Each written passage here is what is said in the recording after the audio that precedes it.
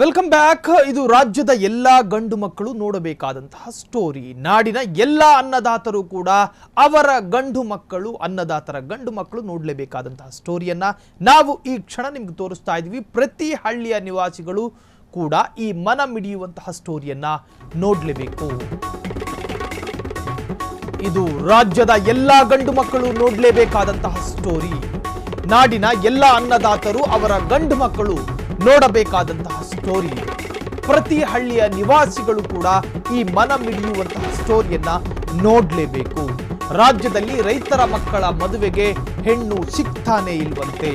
ದೇಶದ ಬೆನ್ನೆಲುಬಿನ ಮಕ್ಕಳಿಗೆ ಇದು ಪ್ರತಿ ಊರಿನ ಕಥೆ, ಪ್ರತಿ ರೈತರ ವ್ಯಥೆಯನ್ನ ನಾವು ಕೇಳ್ತಾ ಇದ್ದೀವಿ. ಇದು ರಾಜ್ಯದ ಎಲ್ಲ ಗಂಡು ಮಕ್ಕಳು ನೋಡಲೇಬೇಕಾದಂತಹ ಸ್ಟೋರಿ. ರಾಜ್ಯದ ರೈತರ ಮಕ್ಕಳಿಗೆ ಹೆಣ್ಣು ಮಕ್ಕಳು ಸಿಗ್ತಿಲ್ವಂತೆ. ನಾಡಿನ ಎಲ್ಲ ಅನ್ನದಾತರು ಅವರ ಗಂಡು ಮಕ್ಕಳು ನೋಡಲೇಬೇಕಾದಂತಹ ಸ್ಟೋರಿ. ಇದು ಪ್ರತಿ ಹಳ್ಳಿಯ ನಿವಾಸಿಗಳು ಕೂಡ ಈ ಮನ ಮಿಡಿಯುವಂತಹ ಸ್ಟೋರಿಯನ್ನ ನೋಡಲೇಬೇಕು. ರಾಜ್ಯದಲ್ಲಿ ರೈತರ ಮಕ್ಕಳ ಮದುವೆಗೆ ಹೆಣ್ಣು ಸಿಗ್ತಾನೆ ಇಲ್ವಂತೆ. ದೇಶದ ಬೆನ್ನೆಲುಬು ಅಂತ ಕರಿತೀವಿ ನಾವು ರೈತರನ್ನ. ರೈತ ಒಂದು ವೇಳೆ ಒಂದು ಕ್ಷಣ ವಿರಾಮವನ್ನ ಪಡೆದುಕೊಂಡ್ರೂ ಕೂಡ ನಾವು ಬಾಯಿಗೆ ಅನ್ನವಲ್ಲ ಮಣ್ಣು ತಿನ್ನಬೇಕಾಗುತ್ತೆ. ರಾಜ್ಯ, ದೇಶ, ಇಡೀ ಜಗತ್ತು ನಡೀತಾ ಇರತಕ್ಕಂತಹದ್ದು ರೈತರಿಂದಾಗಿ. ನೀವು ಒಂದು ವಿಶೇಷವಾದಂತಹ ಒಂದು ದೃಶ್ಯವನ್ನು ನೀವು ಗಮನಿಸ್ತಾ ಇದ್ದೀರಿ. ಅಲ್ಲಿ ನಮಗೆ ಹೆಣ್ಮಕ್ಳೇ ಸಿಗ್ತಾ ಇಲ್ಲ ಎನ್ನುವಂತಹ ಒಂದು ದೂರನ್ನ ಜಿಲ್ಲಾಧಿಕಾರಿಗೆ ಕೊಡ್ತಾ ಇರತಕ್ಕಂತಹದ್ದನ್ನ ನೀವು ದೃಶ್ಯದಲ್ಲೂ ಕೂಡ ಗಮನಿಸ್ತಾ ಇದ್ದೀರಿ. ರೈತರ ಅಂದ್ರೆ ಅದು ಗಂಡು ಮಕ್ಕಳಿಗೆ ಹೆಣ್ಣು ಸಿಗ್ತಾ ಇಲ್ಲ, ಮದುವೆ ಆಗೋ ವಯಸ್ಸಾದ್ರೂ ಕೂಡ ಹೆಣ್ಣು ಸಿಗ್ತಾ ಇಲ್ಲ ಎನ್ನುವಂತಹ ಮನ ಮಿಡಿಯುವಂತಹ ಸುದ್ದಿ ಇದು. ಒಂದರ್ಥದಲ್ಲಿ ರೈತರ ಮಕ್ಕಳಿಗೆ, ಗಂಡು ಮಕ್ಕಳಿಗೆ ಯಾಕೆ ಹೆಣ್ಣು ಸಿಗ್ತಾ ಇಲ್ಲ? ರಾಜ್ಯದಲ್ಲಿ ಹಳ್ಳಿಯ ಗಂಡು ಮಕ್ಕಳಿಗೆ ಹೆಣ್ಣು ಸಿಗ್ತಾನೆ ಇಲ್ವಂತೆ. ಹೆಣ್ಣು ಕೊಡಿಸಿ ಸ್ವಾಮಿ ಅಂತ ಸರ್ಕಾರಕ್ಕೆ ಮೊರೆ ಇಡುತ್ತಿದ್ದಾರೆ ವರರು, ಅಂದ್ರೆ ಗಂಡು ಮಕ್ಕಳು. ಜಿಲ್ಲಾಧಿಕಾರಿಗಳು, MLAಗಳು, ಸಂಸದರಿಗೂ ಕೂಡ ಮನವಿ ಕೊಡ್ತಿದ್ದಾರೆ ಗಂಡು ಮಕ್ಕಳು. ಹೆಣ್ಣು ಸಿಗ್ತಿಲ್ಲ, ಮದುವೆ ಆಗ್ತಿಲ್ಲ ಅಂತ ಕಣ್ಣೀರಿಡುತ್ತಿದ್ದಾರೆ ಹಳ್ಳಿ ಹೈದರು.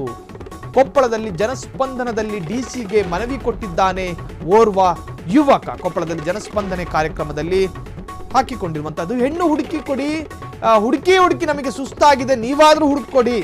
ಸರ್ಕಾರಕ್ಕೆ ಹಳ್ಳಿ ರೈತರ ಮಕ್ಕಳಿಗೆ ಹೆಣ್ಣು ಹುಡುಕಿ ಕೊಡುವ ಪರಿಸ್ಥಿತಿ ಬಂತ? ಹಾಗಾದ್ರೆ ರೈತ ಮಕ್ಕಳ ಮದುವೆಗಾಗಿ ಸರ್ಕಾರ ಕಲ್ಯಾಣ ಮಂತ್ರಾಲಯವನ್ನೇ ಶುರು ಮಾಡಬೇಕಾ? ಹಾಗಾದ್ರೆ ಈ ಎಲ್ಲ ಚರ್ಚೆಗಳು ಕೂಡ ಶುರುವಾಗಿದೆ. ಹಳ್ಳಿ ಯುವಕರನ್ನ ಮದುವೆಯಾಗಲು ಒಪ್ತಿಲ್ಲವೇಕೆ ಹೆಣ್ಣು ಮಕ್ಕಳು? ನೀವು ಇದು ಒಂಥರ ಹಾಸ್ಯಾಸ್ಪದವಾಗಿ ಕಂಡರೂ ಕೂಡ ಇದು ವಾಸ್ತವ. ಅಲ್ಲಿ ಒಂದು ಜನಸ್ಪಂದನ ಕಾರ್ಯಕ್ರಮದಲ್ಲಿ ರೈತನ ಮಗನೊಬ್ಬ ನಮಗೆ ಹೆಣ್ಣು ಸಿಗ್ತಾ ಇಲ್ಲ, ಹೆಣ್ಣು ಹುಡುಕಿ ಕೊಡಿ ಎನ್ನುವಂತಹ ಮನವಿಯನ್ನ, ಆ ಒಂದು ಪತ್ರವನ್ನು ಕೊಟ್ಟಿದ್ದಾರೆ. ಸೊ ಇದು ಒಂದರ್ಥದಲ್ಲಿ ನಗು ತರಿಸ್ಬೋದು ನಮಗೆ, ಆದರೆ ಇದು ವಾಸ್ತವ. ಯಾಕೆ ಈ ರೈತರ ಮಕ್ಕಳಿಗೆ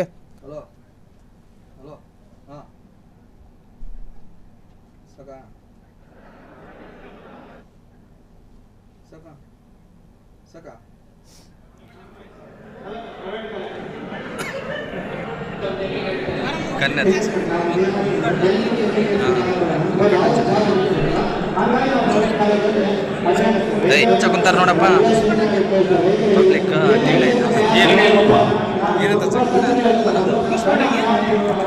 ಕನ್ನಡ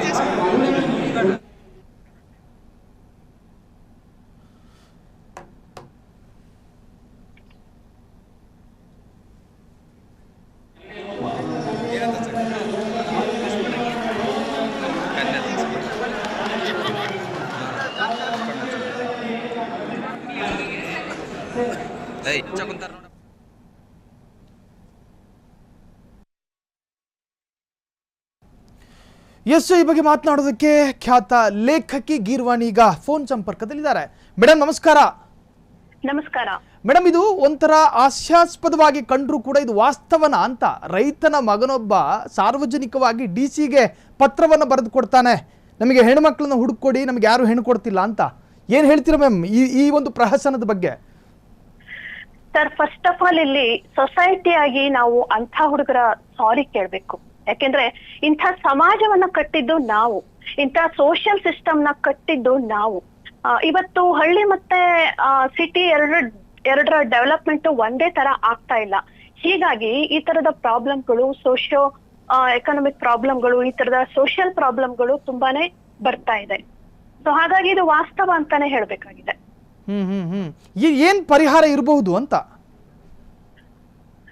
ಇದಕ್ಕೊಂದು ಸೊಲ್ಯೂಷನ್ ಅಂತ ಹೇಳೋದಕ್ಕಿಂತ, ನಾವು ಹುಡ್ಕೋದಕ್ಕಿಂತ ಮೊದಲು ನಾವು ಕಾರಣಗಳನ್ನ ಹುಡ್ಕೋದೇ ಹೆಚ್ಚು ಬೆಟರ್ ಅಂತ. ಯಾಕೆಂದ್ರೆ ಇದಮ್ಮಿತ್ತಂ ಇಂಥದೇ ಪರಿಹಾರ ಅಂತ ಹೇಳಕ್ ಆಗಲ್ಲ. ಇದು ಕೇಸ್ ಟು ಕೇಸ್ ಡಿಪೆಂಡ್ ಆಗತ್ತಲ್ವಾ. ಇದು ಒಬ್ಬೊಬ್ಬರ ಸಿಚುವೇಶನ್ ಒಂದೊಂದ್ ತರ ಇರುತ್ತೆ. ಹಾಗಾಗಿ ಇದಕ್ಕೊಂದು ಸೊಲ್ಯೂಷನ್ ಅಂತ ಕೊಡಕ್ ಆಗಲ್ಲ. It's a difficult subject. Madam, ಇಲ್ಲಿ ದೇಶದ ಬೆನ್ನೆಲುಬು ಅಂತೆಲ್ಲ ನಾವು ವ್ಯಾಖ್ಯಾನಿಸ್ತೀವಿ ರೈತರುಗಳನ್ನ ಅಂತ. ರೈತರಿಲ್ದಲೇ ನಮ್ಮ ದೇಶನೂ ಕೂಡ ಮುನ್ನಡೆಸೋಕೆ ಸಾಧ್ಯ ಇಲ್ಲ. ಆ ತರಹದಲ್ಲಿ ರೈತರ ಕುಟುಂಬಕ್ಕೆ ಈ ತರಹದ ಪರಿಸ್ಥಿತಿ ಅನ್ನೋದಾದ್ರೆ ಸರ್ಕಾರನೇ ಅದಕ್ಕೆ ಜವಾಬ್ದಾರಿನ ಅಥವಾ ಹೇಗೆ? ಇಲ್ಲ, ಇದನ್ನ ನಾವು ಒಂದು ಸಮಾಜವಾಗಿ ನೋಡೋದಾದ್ರೆ ಇಲ್ಲಿ 3 ವಿಷಯಗಳು ಮ್ಯಾಟರ್ ಆಗತ್ತೆ. ಒಂದು ಮೈಂಡ್ ಸೆಟ್, ಇನ್ನೊಂದು ಫ್ರೀಡಮ್, ಮತ್ತೆ ಸೋಷಿಯಲ್ ಸಿಸ್ಟಮ್. ಇದು 3 ತುಂಬಾ ಮ್ಯಾಟರ್ ಆಗುತ್ತೆ. ಇವತ್ತು ಹುಡುಗ ಹುಡುಗಿ ಇಬ್ಬರಿಗೂ ಈಕ್ವಲ್ ಆದ ಎಜುಕೇಶನ್ ಸಿಗ್ತಾ ಇದೆ. ಹುಡುಗಿರು ಕಚ್ಕೊಂಡು ಓದ್ಬಿಡ್ತಾರೆ, ಡಿಗ್ರಿ ಡಬಲ್ ಡಿಗ್ರಿ ಎಲ್ಲ ಮುಗಿಸ್ಕೋತಾರೆ. ತಮ್ಮ ಕಾಲ್ ಮೇಲೆ ತಾವು ನಿಲ್ಬೇಕು ಅನ್ನೋದು ಇವತ್ತಿನ ಎಲ್ಲಾ ಹುಡುಗಿರಿಗೂ ಇದ್ದೇ ಇರುತ್ತೆ. ಹಳ್ಳಿ ಹುಡುಗರು ಹಳ್ಳಿ ಹುಡುಗರು ಅಂತ ಇದ್ದವ್ರಿಗೆ ಏನಾಗುತ್ತೆ, ಮನೆಯಲ್ಲಿ ಆಸ್ತಿ ಮನೆ ಎಲ್ಲ ಇದ್ದಿರತ್ತೆ. ಪೇರೆಂಟ್ಸ್ ಮೈಂಡ್ ಸೆಟ್ ಹೇಗಿರುತ್ತೆ ಹುಡುಗರ ಪೇರೆಂಟ್ಸ್ ಇಂದು ಅಂದ್ರೆ, ನಿನ್ಗೆ ಆಸ್ತಿ ಮನೆ ಎಲ್ಲ ಇದೆಯಲ್ಲ, ನೀನ್ ಯಾಕೆ ಓದ್ಬೇಕು ಅನ್ನೋ ಒಂದು ಮೈಂಡ್ ಸೆಟ್ ಬರುತ್ತೆ. ಹೀಗಾಗಿ ಹೆಚ್ಚಿನ ಹಳ್ಳಿ ಹುಡುಗರು ಓದಕ್ ಹೋಗ್ತಾ ಇಲ್ಲ. ಸೊ ಹುಡುಗಿರ್ ಎಜುಕೇಟೆಡ್ ಆಗ್ತಿದ್ದಾರೆ, ಹುಡುಗರು ಎಜುಕೇಟೆಡ್ ಆಗ್ತಾ ಇಲ್ಲ. ಹೀಗಾಗಿ ಈ ಹಳ್ಳಿ ಮತ್ತೆ ಪಟ್ಟಣಗಳ ಈ ಡಿಫ್ರೆನ್ಸು ಅಥವಾ ಹುಡುಗಿರು ಹಳ್ಳಿಯವರನ್ನ ಮದುವೆ ಆಗ್ತಾ ಇಲ್ಲ. ಇದು ವಾಸ್ತವ ಆಕ್ಚುಲಿ ಆಗಿರೋದು. ಮೇಡಮ್, ಇಲ್ಲಿ ಎಲ್ಲೋ ಒಂದು ಕಡೆ ಹೆಣ್ಮಕ್ಳ ಮನಸ್ಥಿತಿಯು ಕೂಡ ಚೇಂಜ್ ಮಾಡ್ಬೇಕಾ ಅಂತ. ಕಾರಣ ಇಲ್ಲಿ ಎಲ್ಲೋ ಒಂದು ಕಡೆ ಹಳ್ಳಿಯ ಮೇಲೆ ಇರ್ತಕ್ಕಂಥ ಆಸಕ್ತಿ ಕಡಿಮೆ ಆಗ್ತಾ ಇದೆ. ಎಲ್ಲಿ ರೈತನ ಮಗನ ನಾನು ಮದುವೆ ಆದ್ರೆ ಹಳ್ಳಿಯಲ್ಲಿ ಬಾಳಬೇಕು ಅನ್ನುವಂಥ ಒಂದು ಮನಸ್ಥಿತಿ ಒಂದು ಕಡೆ. ಮತ್ತೊಂದು ಕಡೆ ಕೆಲವೊಂದು ಕಡೆ ಹಳ್ಳಿ ಹುಡುಗರೇ ಆ ಹಳ್ಳಿಯ ರೈತನ ಮಗನ್ನ ಮದುವೆ ಆಗೋದಕ್ಕೂ ಕೂಡ ಹಿಂದೇಟಾಗ್ತಾ ಇದ್ದಾರೆ ಅಂತ. ಇದರ ಅರ್ಥ ಮೇಡಮ್, ಇಲ್ಲಿ ಎಲ್ಲೋ ಒಂದು ಕಡೆ ಹೆಣ್ಮಕ್ಳು ಕೂಡ ಅವರ ಮನಸ್ಥಿತಿಯನ್ನು ಚೇಂಜ್ ಮಾಡ್ಕೋಬೇಕಾ ಅಂತ? ಸರ್, ಇಲ್ಲಿ ನಾವು ಯಾರ್ ಚೇಂಜ್ ಆಗ್ಬೇಕು ಅಂತ ನಾವ್ ಯಾವ್ದನ್ನು ಹೇರಕ್ ಆಗಲ್ಲ. ಇವಾಗ ಚೆನ್ನಾಗ್ ಓದಿರೋ ಗಂಡ್ ಮಕ್ಳು ಹಳ್ಳಿ ಹುಡುಗಿರನ್ನ ಮದ್ವೆ ಆಗಕ್ ರೆಡಿ ಇದಾರ? ಅಥವಾ ಯಾವ್ದೋ ಅನ್ಎಜುಕೇಟೆಡ್ ಒಬ್ಬನು ಯಾವ್ದೋ ಒಂದು ಇಂಜಿನಿಯರಿಂಗೋ ಇಲ್ಲ ಅಬ್ರಾಡ್ ಅಲ್ಲೋ ಓದಿ ಬಂದಿರ್ತಾನೆ, ಅವನು ಹಳ್ಳಿಯಲ್ಲಿ ಓದದೇ ಇರೋ 10th ಪಾಸ್ ಆಗಿರೋ ಹುಡುಗಿನ ಮದ್ವೆ ಆಗಕ್ ಅವ್ನು ರೆಡಿ ಆಗ್ತಾನ? ಆಗಲ್ಲ ಅಲ್ವಾ? ಇಲ್ಲಿ ವಯಸ್ ವರ್ಷ ಹುಡುಗಿರು ಅಷ್ಟೇ ಚೆನ್ನಾಗ್ ಓದಿರ್ತಾರೆ. ಅಂತವ್ರಿಗೆ ನೀನು ಹಳ್ಳಿಯವರನ್ನ ಮದ್ವೆ ಆಗೋ, ನಿನ್ನ ಮೈಂಡ್ ಸೆಟ್ ಅನ್ನ ಚೇಂಜ್ ಮಾಡ್ಕೊ ಅಂತ ಹೇಳೋದು ಯಾವ ನ್ಯಾಯ? ಎಕ್ಸಾಕ್ಟ್ಲಿ ಅಲ್ವಾ? ಸೊ ಹಾಗಾಗಿ ಇಲ್ಲಿ ಈ ಎಜುಕೇಶನ್ ಮೇನ್ ಆಗಿ ಬಂದಿರೋದು. ಎಜುಕೇಟೆಡ್ ಹುಡುಗರ ಮೈಂಡ್ ಸೆಟ್ಟಿಗೂ ಅನ್ಎಜುಕೇಟೆಡ್ ಹುಡುಗರ ಮೈಂಡ್ ಸೆಟ್ಗೂ ಡಿಫ್ರೆನ್ಸ್ ಇದ್ದೇ ಇರುತ್ತೆ. ನಾನು ಹಳ್ಳಿಯವರನ್ನ ಕಡಿಮೆ, ಅವರು ಅನ್ಎಜುಕೇಟೆಡ್ ಅಂತ ಹೇಳ್ತಾ ಇಲ್ಲ.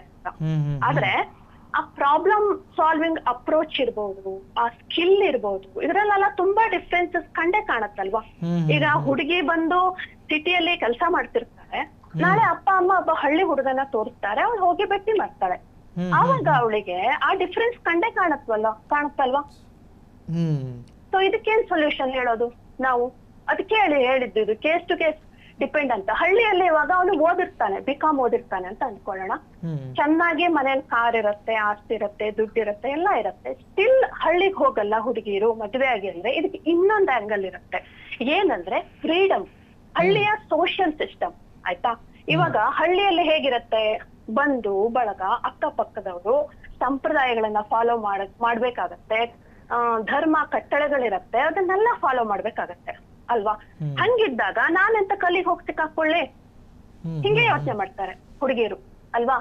ಸೊ ನೆಂಟ್ರು ಬಂದ್ರೆ ಅವರನ್ನ ಎಂಟರ್ಟೈನ್ ಮಾಡು, ಇಡೀ ದಿನ ಕೆಲ್ಸ ಆಗ್ತಾ ಇರತ್ತೆ, ಫ್ರೀ ಟೈಮ್ ಇರಲ್ಲ. ಇವತ್ತು ಇನ್ಫಾರ್ಮೇಶನ್ ಎನ್ನೋದು ಎಲ್ರಿಗೂ ಸಿಗ್ತಾ ಇದೆ. ಓಕೆ, ಇಂಟರ್ನೆಟ್ ಎಲ್ರ ಕೈಯಲ್ಲಿದೆ. ಹಳ್ಳಿ ಇರೋ ಹುಡುಗಿರು ಕೂಡ ಸಿಟಿ ಲೈಫ್ ಅನ್ನ ನೋಡಿರ್ತಾರೆ. ಸೊ ಹಂಗಿದ್ದಾಗ ನಾನ್ ಅಲ್ಲಿ ಹೋಗಿ ಯಾಕೆ ಸಿಕ್ಕಾಕೊಳ್ಳಿ ಅನ್ನೋ ಮೈಂಡ್ ಸೆಟ್ ಬಂದೇ ಬರುತ್ತೆ. ಅಲ್ಲ, ತಮ್ಮ ಮಾತುಗಳಲ್ಲಿ ಒಂದು ಸಾರಾಂಶ ವ್ಯಕ್ತವಾಗ್ತಾ ಇತ್ತು, ಹಳ್ಳಿ ಹುಡುಗರು ಅಥವಾ ರೈತರ ಮಕ್ಕಳು ಶಿಕ್ಷಣಕ್ಕೆ ಹೆಚ್ಚು ಒತ್ತನ್ನು ಕೊಡ್ಲಿ. ಜೊತೆಗೆ ಮ್ಯಾಮ್, ಕೊನೆಯದಾಗಿ ಈ ರೈತರ ಮಕ್ಕಳಿಗೂ ಮತ್ತು ನಮ್ಮ ಸಮಾಜದ ಹೆಣ್ಣು ಮಕ್ಕಳಿಗೆ ಏನ್ ಸಲಹೆಯನ್ನ ಕೊಡ್ತೀರಾ ಅಂತ ಈ ವಿಚಾರವಾಗಿ? ಸರ್, ಇಲ್ಲಿ ಸಲಹೆ ಕೊಡೋದು ಅನ್ನೋದಕ್ಕಿಂತ ನೀವು ಅವಾಗ ಒಂದು ಹೇಳಿದ್ರಲ್ಲ, ಹಳ್ಳಿಯವರನ್ನ ಇಷ್ಟಪಡಲ್ಲ ಅಂತ ಹೇಳೋದು. ಈಗ ಹಳ್ಳಿಯಲ್ಲಿದ್ದು ಹಳ್ಳಿಯ ಡಿಸ್ಅಡ್ವಾಂಟೇಜ್ ಏನು ಅನ್ನೋದನ್ನ ಆ ಹುಡುಗಿರಿಗಾಗ್ಲೇ ನೋಡಿರ್ತಾರೆ. ಆಯ್ತಾ. ಇಲ್ಲಿ ನಮ್ಗೆ ಇನ್ನೊಂದ್ ಆಂಗಲ್ ಬರುತ್ತೆ, ಏನಂದ್ರೆ ಹುಡುಗಿಯರ ತಾಯಂದ್ರೆ ಇದನ್ನೆಲ್ಲ ಮಾಡ್ತಿರೋದು, ಅಥವಾ ಹುಡುಗಿಯರ ಪೇರೆಂಟ್ಸೇ ಕೊಡ್ತಾ ಇಲ್ಲ ಹಳ್ಳಿ ಕಡೆ ಅನ್ನೋದೊಂದು ಆರೋಪ ಕೂಡ ಇದೆ ಇಲ್ಲಿ ಅಲ್ವಾ. ಸೊ ಆಲ್ರೆಡಿ ಅವ್ರ ಆ ಕಷ್ಟಗಳನ್ನೆಲ್ಲ ನೋಡಿರ್ತಾರೆ. ನಿನ್ಗೂ ಬೇಡ ಅದು, ನೀನ್ ಚೆನ್ನಾಗಿ ಓದ್ಬಿಡು, ನೀನ್ ಯಾರು ಎಜುಕೇಟೆಡ್ ಇದ್ದವನ್ನ ಮದ್ವೆ ಆಗು. ಸೊ ಇಲ್ಲಿ ಇದಕ್ಕೊಂದು ಸೊಲ್ಯೂಷನ್ ಅನ್ನೋದು ಒಂದು ಸೊಸೈಟಿ ಬದಲಾವಣೆಯ ಒಂದು ಹಂತದಲ್ಲಿ ಇದ್ದಾಗ ಇದಕ್ಕೆ ನಾವು ಇಂಥದೇ ಸೊಲ್ಯೂಷನ್ ಅಂತ ಕೊಡಕ್ಕಾಗಲ್ಲ, ಅಥವಾ ಸರ್ಕಾರನೂ ಬಂದು ಏನೋ ಒಂದು ಮಾಡಕ್ ಆಗಲ್ಲ. ಇವತ್ತು ಬರೀ 10th ಓದಿರೋ ಹುಡುಗಿನೇ ಇರ್ಬೋದು, 2nd PUC ಓದಿರೋ ಹುಡುಗಿನೇ ಇರ್ಬೋದು, ಅವಳಿಗೂ ಕೂಡ ತನಗೊಂದು ಚೆನ್ನಾಗಿರೋ ಲೈಫ್ ಬೇಕು ಅಂತ ಇದ್ದೇ ಇರತ್ತಲ್ವಾ. ಅವರನ್ನ ನೀವು ಫೋರ್ಸ್ಫುಲಿ ಇಲ್ಲ ನೀನ್ ಹಳ್ಳಿಯಲ್ಲೇ ಸೆಟ್ಲ್ ಆಗು, ನೀನ್ ಹಳ್ಳಿ ಅವಳೆ, ಸೊ ಹಳ್ಳಿ ಹುಡುಗರ ಸಲುವಾಗಿ ನೀನು ನಿನ್ನ ಮೆಂಟಾಲಿಟಿ ಚೇಂಜ್ ಮಾಡ್ಕೋ ಅಂತ ಹೇಳಕ್ ಸಾಧ್ಯ? ಇದನ್ನ ಸರ್ಕಾರ ಬಂದ್ ಹೇಳಕ್ಕಾಗತ್ತಾ? ಅಥವಾ ತಂದೆ ತಾಯಿ ಫೋರ್ಸ್ ಮಾಡಕ್ಕಾಗತ್ತಾ? ಆಗಲ್ಲ. ಹಂಗಾಗಿ ಇದು ಅಷ್ಟು ಸುಲಭವಾಗಿ ಸಾಲ್ವ್ ಆಗುವಂತಹ ಒಂದು ಪ್ರಾಬ್ಲಮ್ ಅಂತ ನನ್ಗೆ ಅನಿಸ್ತಾ ಇಲ್ಲ. ಥ್ಯಾಂಕ್ ಯು ಮೇಡಮ್, ತುಂಬಾ ಅದ್ಭುತವಾಗಿ ಮಾತನಾಡ್ತಾ ಇದ್ರಿ. ಸಮಾಜಕ್ಕೂ ಕೂಡ ಅನುಕೂಲಕರವಾದಂತಹ ಒಂದು ಸಂದೇಶವನ್ನ ಗೀರ್ವಾಣಿ ಅವರು ವ್ಯಕ್ತಪಡಿಸಿದ್ರು. ತಮ್ಮೆಲ್ಲ ಮಾಹಿತಿಗೆ ಧನ್ಯವಾದಗಳು. Thank you.